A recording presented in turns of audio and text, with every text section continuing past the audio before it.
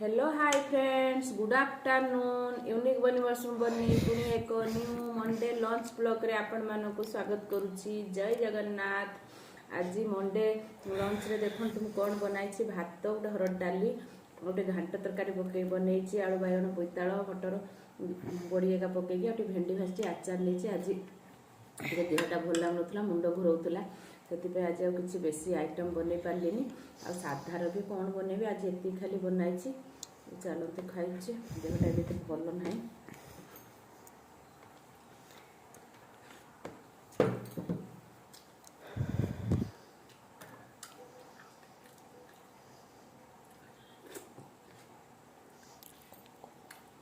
घांटा भल लगुच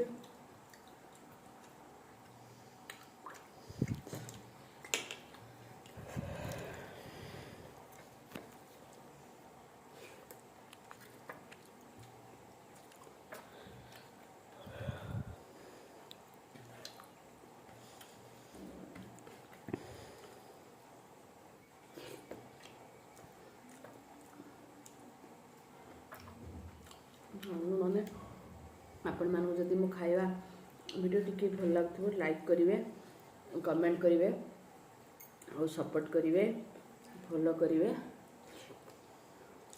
आपण मानक सपोर्ट बिना केबे आगु बढ़ी जापर ना।